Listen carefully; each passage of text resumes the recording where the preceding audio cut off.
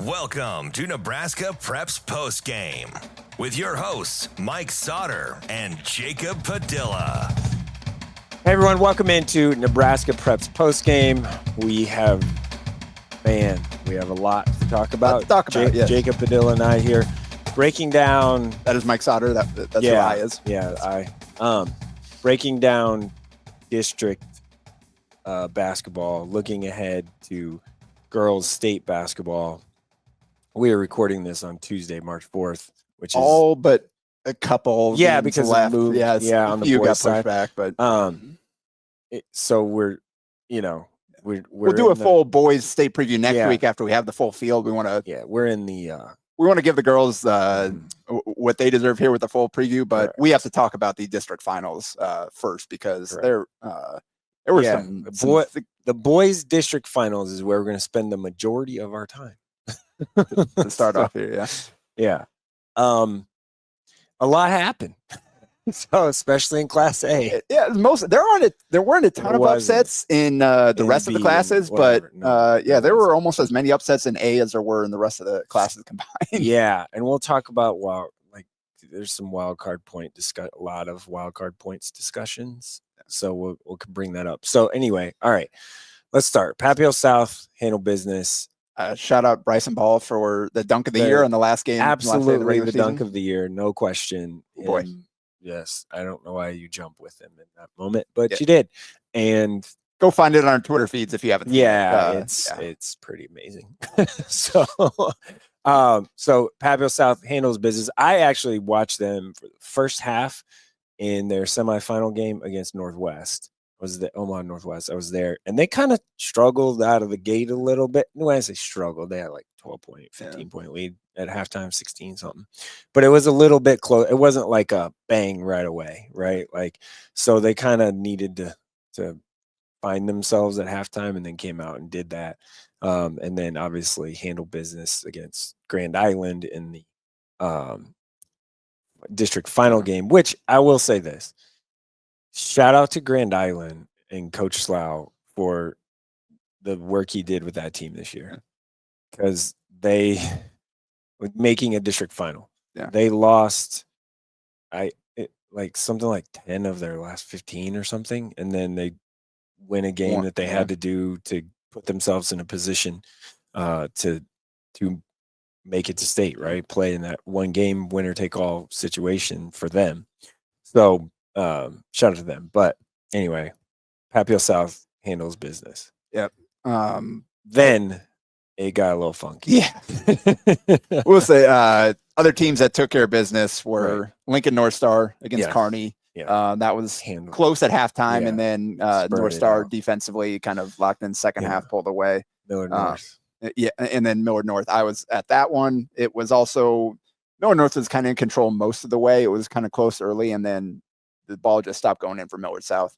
Finished 2 for 27 from three, which hard to win basketball game and can't make shots. So it just got away from them, and Millard North rolled to victory there. So those are the three that held serve on their home court. Mm-hmm. Everybody else lost. That's wild.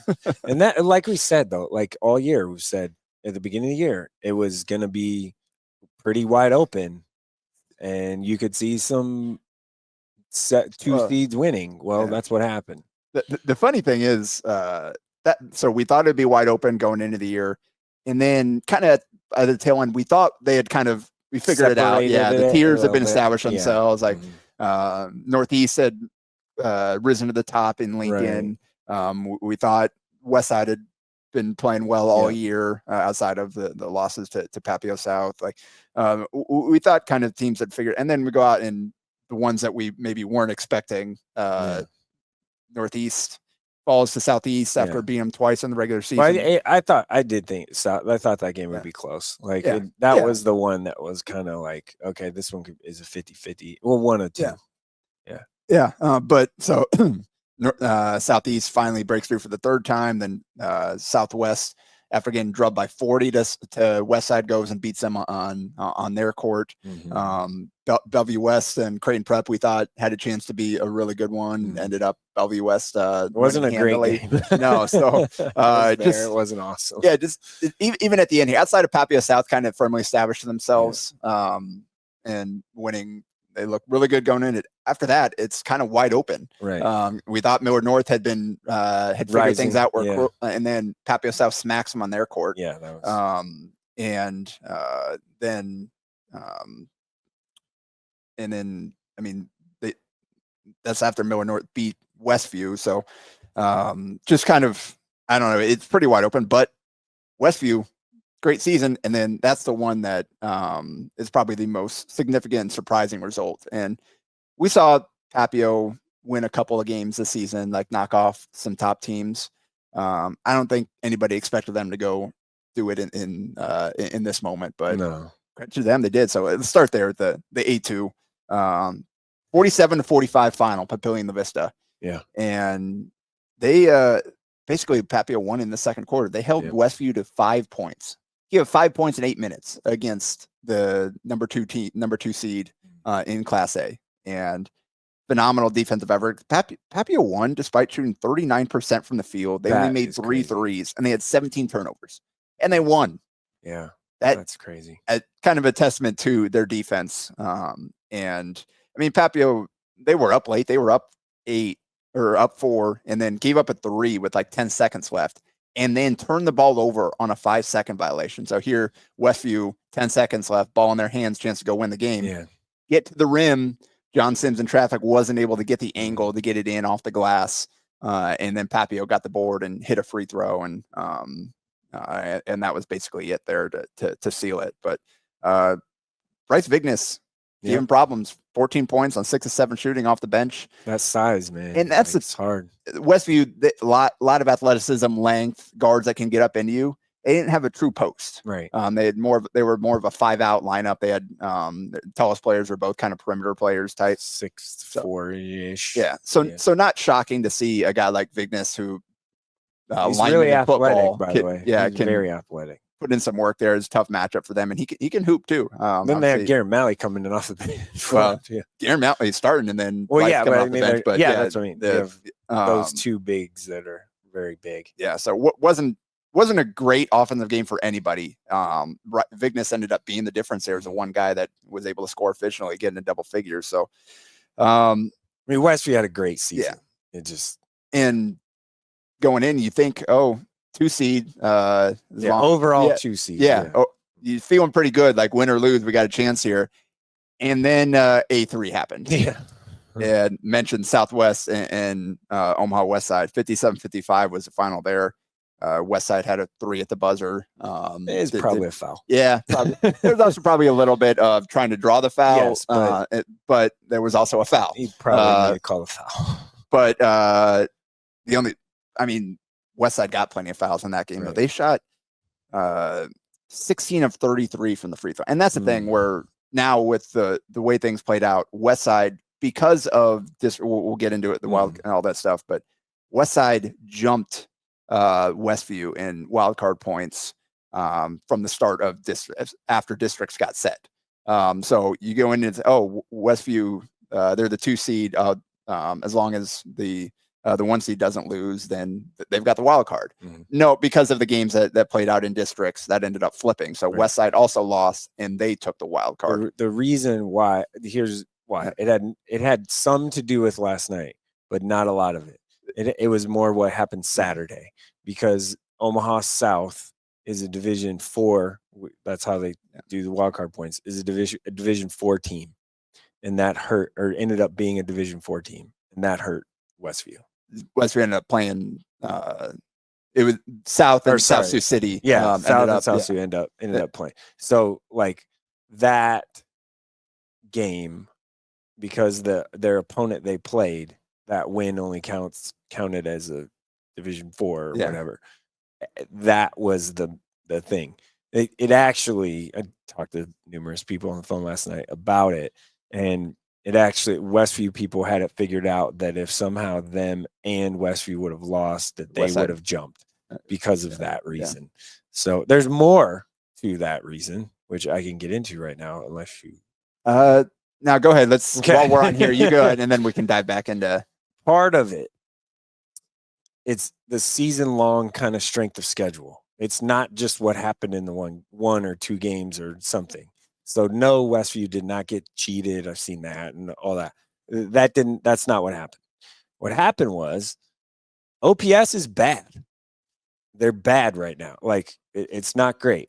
When I say that, if you look at the math, the 9 OPS schools, 2 of them had a winning record for the entire season. Just 2. Buena Vista and Westview. And that's it. And Westview played all of them and sometimes multiple games against Central and Bryan and Benson and Omaha South and whatnot. So that mattered way more than what happened in the last 2 games. So not way more, but it mattered a lot in what happened. So the overall OPS not being great this season from a holistic perspective, it hurt Westview. Yeah. So like it just did. And they have to play each other because they're in the same school district and all that. So it actually ended up hurting them in the long run. And that's what happened. I mean, you have 2 of 7 teams with a winning record in boys basketball in a 9 school district. It's not great.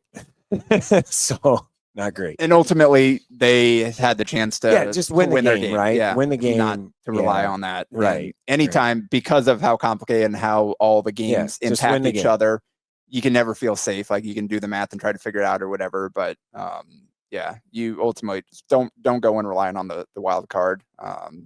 Got to go win the games. And Westside did not win the game, but they edged out Westview, and now they get a rematch with Southwest, and that will be interesting. So looking at this game, Westside shot 35% from the field, including 3 of 21 from 3 and 16 of 33 from the foul line. So in the first time these two teams played, Westside won by 40. Right. So we've seen Westside is capable of a game like this offensively. We've seen it a couple of times throughout the season. So not shocking. They just had a really rough shooting game. But if you're Westside, you go into this rematch thinking, there's no way we can play as poorly as we possibly did, and still lost that at the buzzer, essentially. Credit to Lincoln Southwest and Coach Ba and the Sanders twins in particular. For real though, like, he's been through a lot the last handful of years. Coach Ba has leading that program, and credit to their administration for not bailing on him, to be quite honest, because they could have been like, oh, I didn't, this talent and all this stuff, and you hear all these things. Alex Ba is a good basketball coach, and he's done a great job with this group. If you look at their roster, they have no size, really short. Just in terms of bodies, the roster is short. There is not a whole lot. There isn't a lot of depth. Varsity. Yeah, there isn't a lot of depth there. Like, he's done in getting here. It's a little validation for him. I bet he feels, because he heard that stuff. So I bet there's some validation for him, to be honest. Credit to Coach Ba, and then credit to Isaiah and Micaiah Sanders, especially after Jackson Cruz went down. Yeah, those two guys. I mean, they were already playing well. They absolutely took off and have been carrying this team down the stretch. I saw them against Millard West, and they couldn't stop them from getting to the rim. Yeah, and that's been the case most of the season. Combined for 34 in this one, kind of stuff in the stat sheet. And Hudson Mesger was huge. Ended up knocking down 4 threes, shooting 14 points in a game where big in that. Yeah, nobody that injury too. In a game when nobody was knocking down threes, he did, and that ended up being the difference. In addition to what you normally get out of the Sanders twins. So credit to Southwest. They earned it, and now they're going to state, one of 3 Lincoln teams qualifying for the field.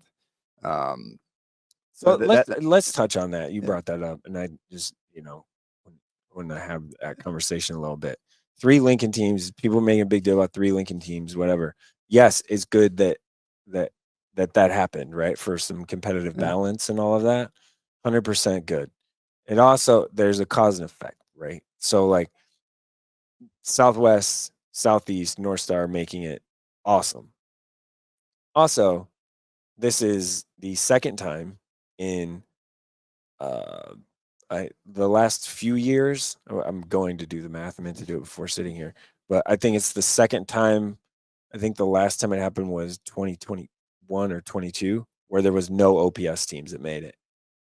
So that fall has had something to do with it. And before that, it was like years since they had made it. I mean, I think it was like 16 or something like that. Like, so it was like 7-8 years where no OPS team made it before that. So you have, there's a reason OPS falling off, and Lincoln's been the one that's taking advantage of that. Taking advantage of it for sure. That's what I'm saying. Anyway, sorry. But we thought going in the year, we were like, who was going to be the best in Lincoln? We thought all these teams would be in the mix. We thought it would be fun. We figured Northeast would be. I thought so, just because they had the best player. Yeah, that ended up being the case during the regular season. Yeah. And then here on the final day, ends up the other three make it, and Northeast falls just a little bit short. So Northeast still that young group, right? Like they still have like Castor, and those guys are good, and they still have that group that.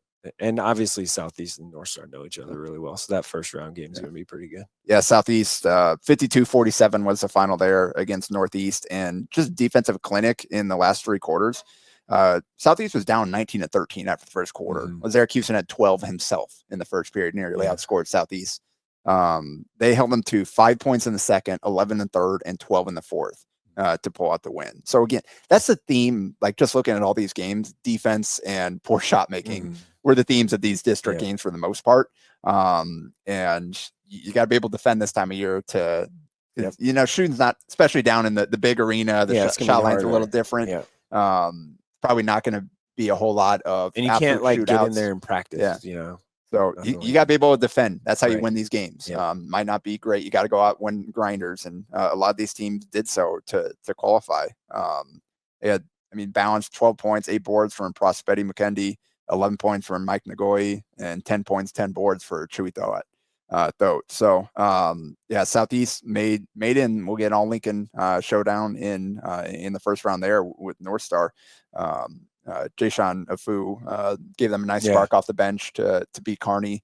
And defensively, like I said, the second half they just locked down. Didn't let Jacob Weber get loose, and nobody outside of Ben Johnson was able to do a whole lot for Kearney. So that's one side of the bracket. Kearney just needed another ball handler for that team this year. Anyway, so Lincoln North Star, Lincoln Southeast, and then Lincoln Southwest and Omaha West Side, and then the final upset. It's not a huge upset. It was A7. It was the bottom one versus the top two. Not shocking, but impressive by Bellevue West. I think the outcome of the game was shocking. The fact that they were up 21 after the watching third quarter. Watching, I was like, whoa! Like I thought this would be close. Now, Prep didn't have Torrin Carter-Brown available, so non-injury, but he didn't play. And that matters. One thing also in the game is, and I'll let you get to the stats here, but here's a stat. Bellevue West was called for 1 foul the entire game. What?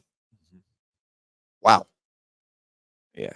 Or second half, I think, or something. Or 1 foul in the fourth quarter, something. Yeah. Like I was gonna say, it was wild. Coach Lukey made sure I knew that. Well, Prep shot 32% from the field. They did not shoot it well at all. Yeah, so not getting to the line is a problem then. And they let one guy just dominate his matchup in Robbie Garcia. Well, honestly, Robbie didn't even play great offensively, but he got 24 rebounds. That's what I mean. He had 15 points and 24 rebounds.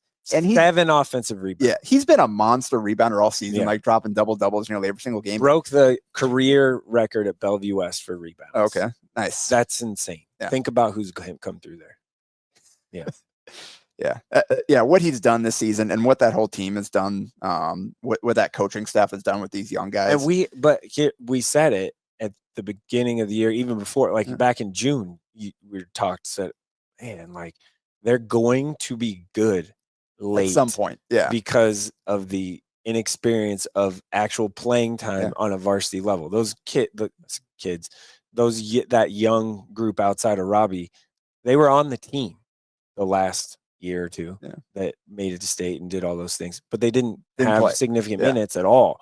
So by the time the season got, going and deeper, and I think their hot start to the season really gave them confidence too. So like beating Millard North early. So that it just kind of lined up great. And what was huge in this game was Braden Morrow coming off an illness, didn't play in the district semi. He was huge. He made winning plays. Like he made winning plays. Grabbed a big defensive rebound in a moment, pushed it, skipped it ahead. He made 2 outlet passes or transition passes that were on the money and were perfect, and it ended up in a layup.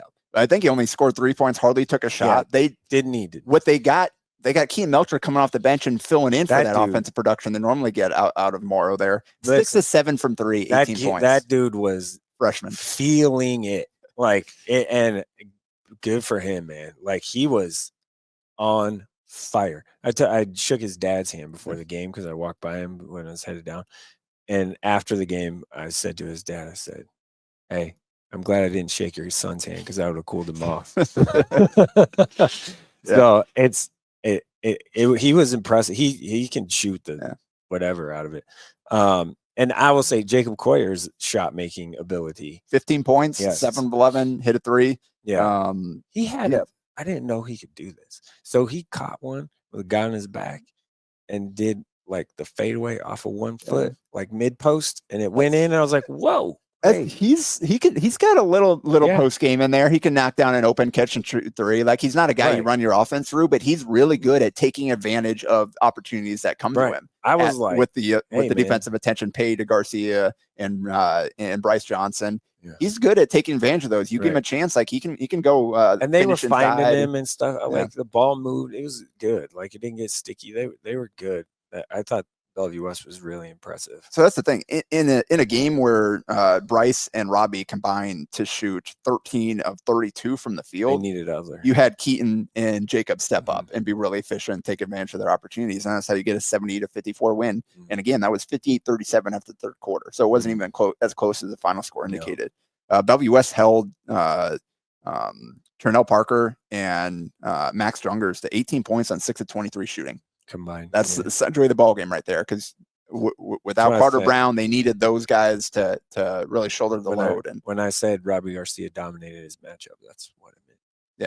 Yeah. So we'll get Papio South versus Papio and Bellevue West versus Millard North on the other side of the bracket. Yeah, and going to have a non-Millard North Bell West final for the first time in 5 years. Yeah, they will play each other for the 7th straight year. It's just in the first round. Right. But the funny thing about this field is all of the lower seeded teams beat the higher seeded team during the regular season, which again, just is an kind of encapsulation of what we thought this season would be. Tell me who's going to win this bracket.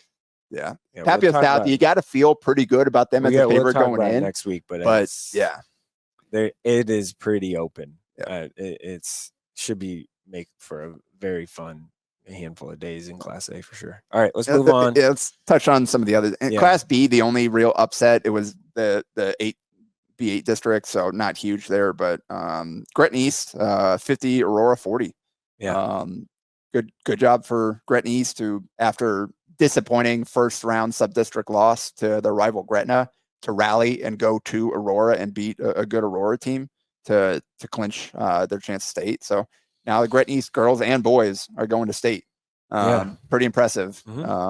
They've done a great job with that team this year. There weren't any other upsets in B. The two noteworthy, I think, results are Elkhorn North beating Bennington by 20 after Bennington beat them in the sub-district. And obviously, like, there wasn't a lot on the line. Like, Andy King didn't call a whole lot of timeouts during the second half when Bennington was making their run.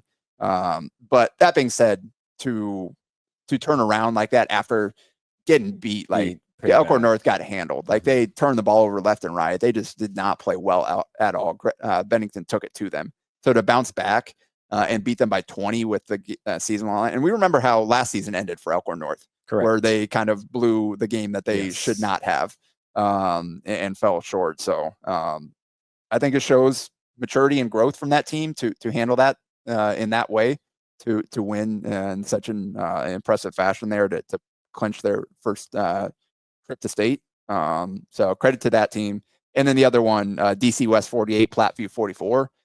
That's after Platteview handled them during the regular season, like blew them out. And so credit to DC West, who, getting to host a district, obviously moving up from C1 and playing a mostly C schedule, that certainly played into their overall record and their wild card points and all that. But you still got to go out and earn it. In B1, there's no wild card. They had to go out and earn it, and they did it by showing, again, bouncing back from the last time they played them to pull out the win and earn their trip to state in their first season in Class B. Yeah. One thing on the feel good coach story is Andy King getting that done. Feel really good for him to make it to state, because the undue pressure of what the girls did with a phenom. It was a little unfair, I think, in my opinion. And so I'm happy for him. He's a good coach, good person, and done a nice job building that program. It's not easy, right? So I'm happy for him that individually that he got that monkey off his back.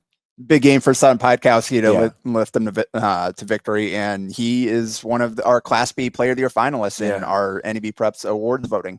You can go check out that on NEBPREPS.com, on HurrdatSports.com. You can find links to go vote. We're having an award show, Players of the Year in every class, boys and girls, and then a Coach of the Year that's entirely open to the public for voting.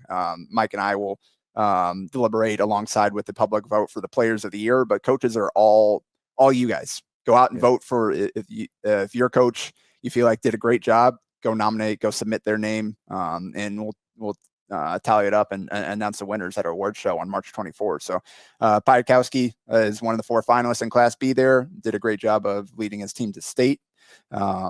So we'll talk about a few more of our Player of the Year here as we move on, but C1, a couple of significant results. So one, again, C1-8, not a huge upset outside of the fact that you have to go win away from home. But Sydney 62-50 over Wayne, win that one. The 9 Wayne over had to go all the way out there. Yeah.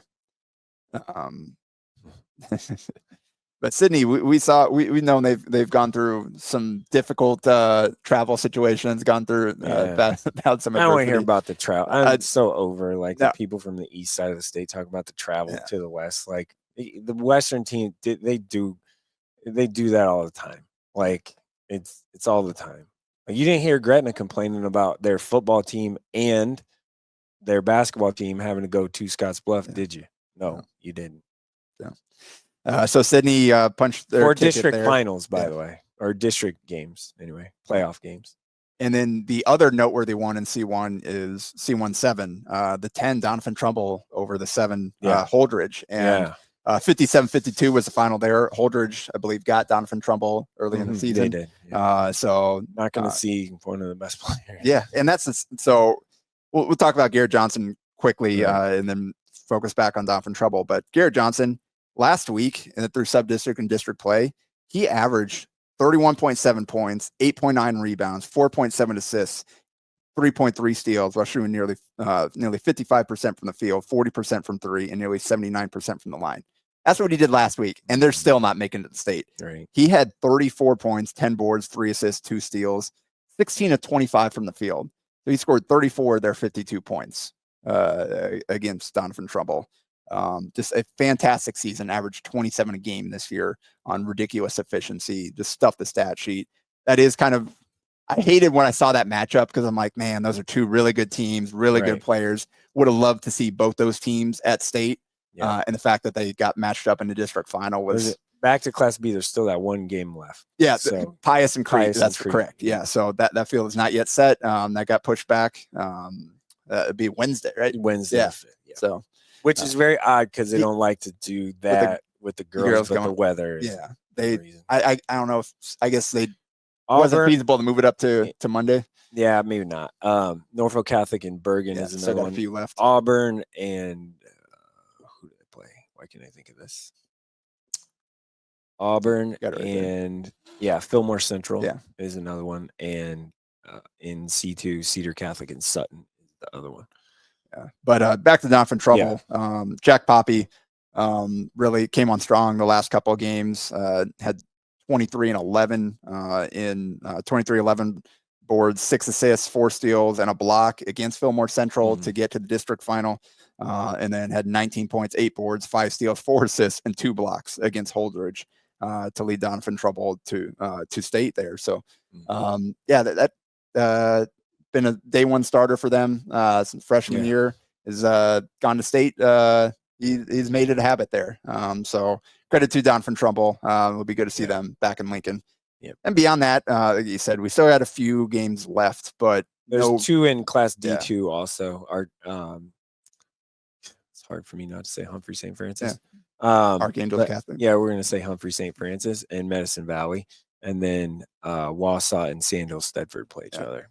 So outside of that, seedings have mostly hold in the that's finals. why you haven't seen a full like an official bracket because they're waiting for the whole thing. Yeah, there's an 8-9 that the 9 won the 8 in one of those the lower classes. Yeah, it's Norfolk Catholic Bergen. Yeah, so that's there's not a whole lot of upsets again, like I said, but hit on the noteworthy ones, and now we've got a few more games to decide. But up next is the girls' state field. Let's talk about the girls and the state tournament for the girls, which begins in earnest on Wednesday, the 5th, which is hopefully weather kind of clears.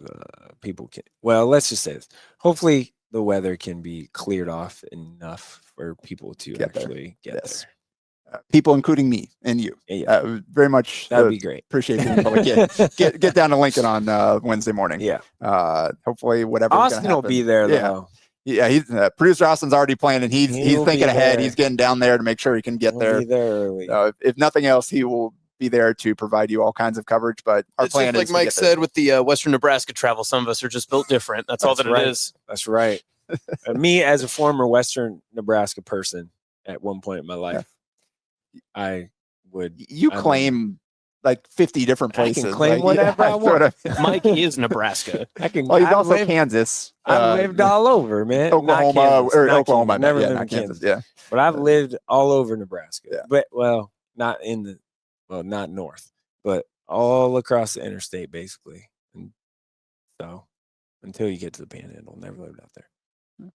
Those people like to claim real close. You got some fans out there. Yeah, I've been out there a lot. Yeah. So real close to the Panhandle I lived, but yeah. You know who else is built different? Millard West. Yeah. Millard West girls. Heading into state, the kind of heavy favorite girls in Class A. Yes, same thing. C1, Lincoln Christian, same way. Pretty heavy favorite there. They're undefeated going in with Dea Kasbaum and Kennedy Ailes kind of leading the way, both having fantastic seasons. Those, you feel pretty good about those ones being the heavy favorite in the top 3. Millard West took the 1 loss to Bellevue East, right? Right. They're on the other side of the bracket. Bellevue East is 3 seed with Tania Wilson-Smith.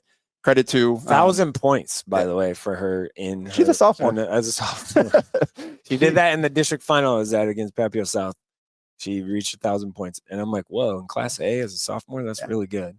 We mentioned the Player of the Year. Yeah, she is one of the finalists as well, averaging 20 and 11, 20 and 12 as a sophomore for Bellevue East. And credit to Coach Lanier there stepping in. Yeah, did a great job. Yeah, again, short notice going into the year, took over, awesome. And here they are, it's a 3 seed at state. Yeah, we got all Bellevue rematch there. A lot of people there, indeed, and that's the nightcap. The last one on that day. Say the love is not lost. No. And we got Millard Northwest side is the 2-7. Lincoln North Star, Omaha Westview is the 4-5, and then Millard West gets Millard South. That length in that zone from North Star will be challenging. I'm not saying Westview can't do it. I'm just saying looking inside that matchup. And I was at that district final with Millard South upset Westview, and credit to them. Like, it wasn't looking good early. They weren't making shots. They turned around and pulled it out late. Aubrey Carter, just freshman. She is tough. Not a huge player, but she rebounds like crazy. Had some really tough finishes. Was a big part of that win. Abby Duros had a great season for them.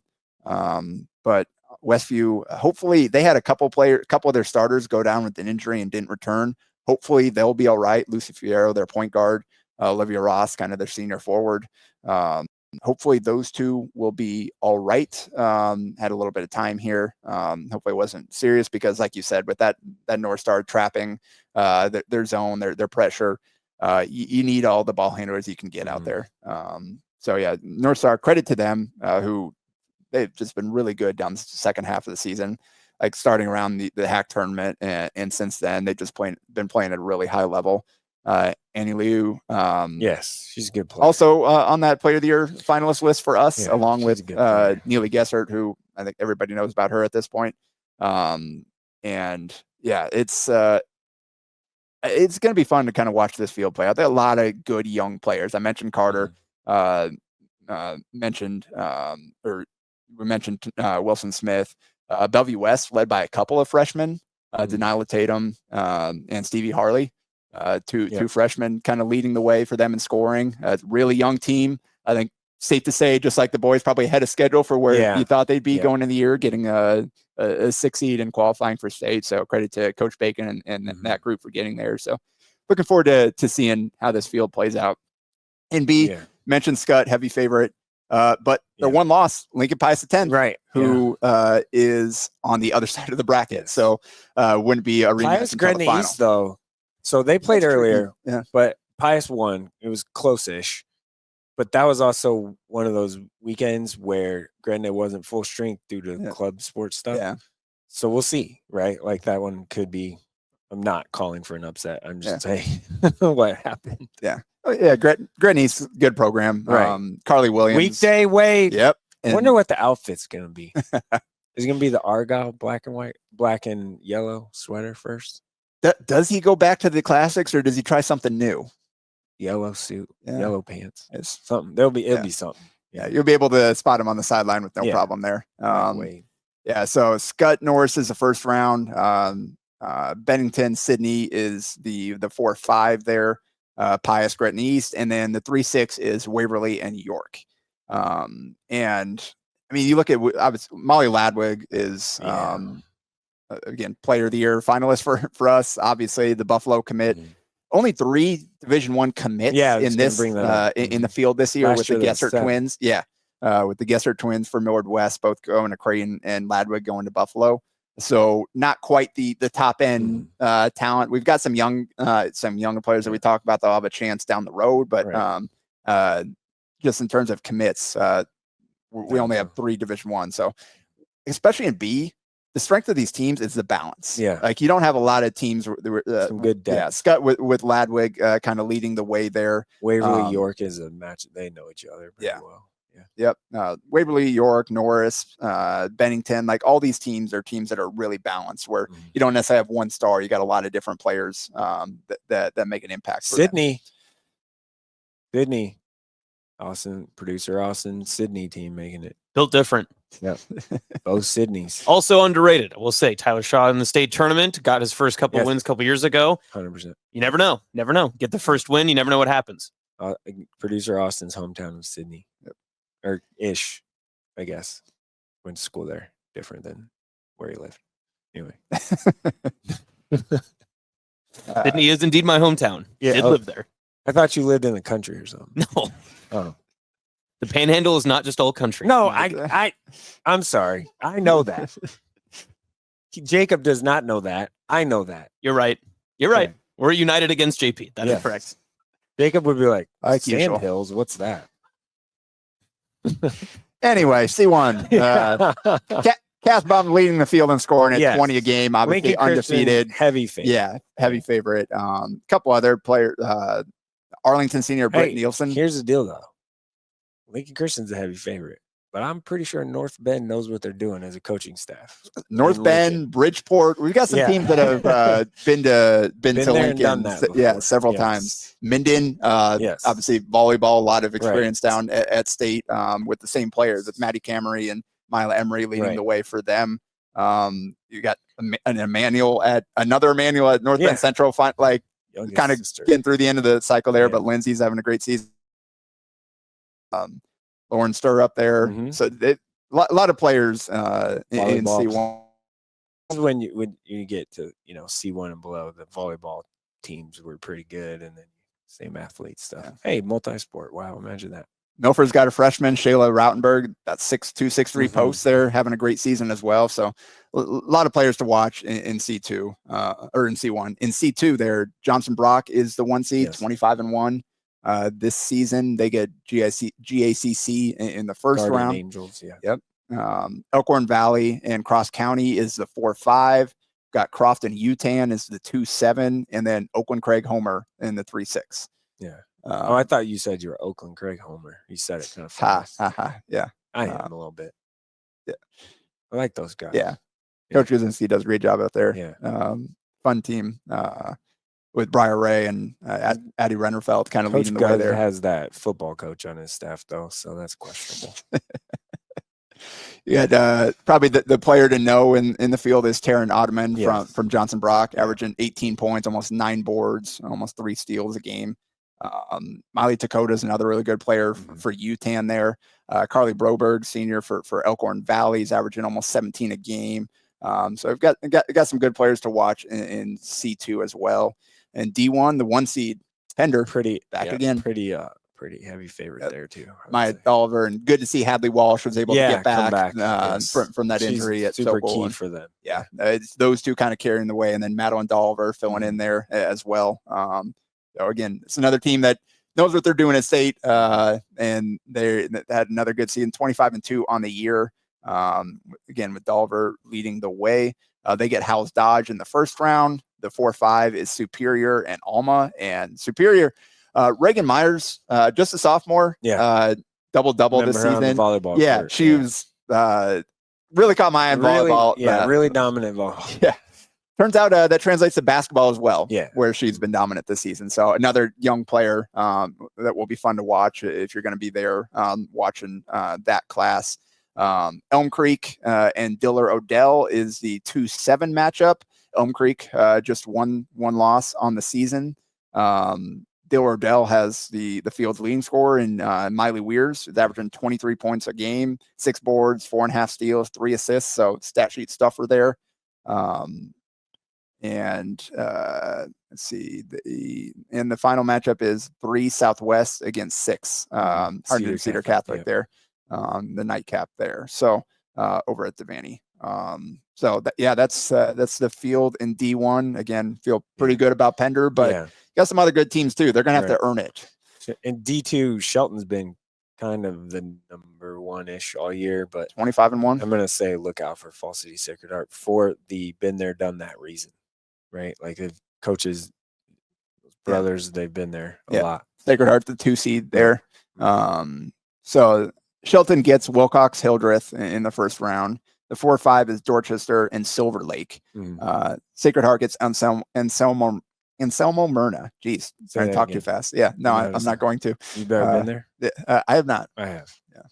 Of course you have. Here we go. Hanging up on me again. A little far. It's out there. Yeah, a little bit. And the south. Yeah, and south. It's south. Very south. Yeah. It's like Anselmo Myrna, City, isn't it? No, it's in Custer County. No, I'm sorry. I'm thinking Juanita Palisade. I got that confused. Completely different place. Like, come on, Mike. Add in a hyphen. Might as well just be Papillion La Vista. That's not true. Out here lying about places he's been. You've never been there. I didn't claim I did. Okay, then. So you did. Mr. Never mind. All right. Final game is the 3-6. It's O'Neill St. Mary's against Archangels Catholic there. Humphrey St. Francis. I'm just reading what the bracket says. Shelton senior Ellie Morgan's probably the name to know there. 17 a game for the number 1 seed. 4.5 steals a game. Owns 4 boards a game. Gentry Lechtenberg for Fall City Sacred Heart. 15 points, 9 boards a game. Aaron Gegg, almost 15 a game for Shelton as well. So really good team there leading off. So That is the field. We'll have full coverage throughout the week. We have a lot. Yeah, we got a lot of people planning to be there from Wednesday through Saturday. Unfortunately, you and I have other obligations for the second. I will be there as much as I can. Yeah, you're going to do what you can, monitor as much as you can. I'll be there for all but the last 3 state finals. I have to get back here to cover Creighton, but I'll monitor those as best we can, and we'll have other people still down there in Lincoln covering those games as well. So stay tuned to our social feeds, our website, Instagram, Twitter. We got you covered every day. We're gonna have highlights, photos, words, updates. We got everything. We got words. Yeah.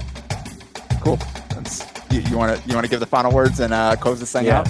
Hey, we'll see you in Lincoln. This has been NEBPREPS Postgame.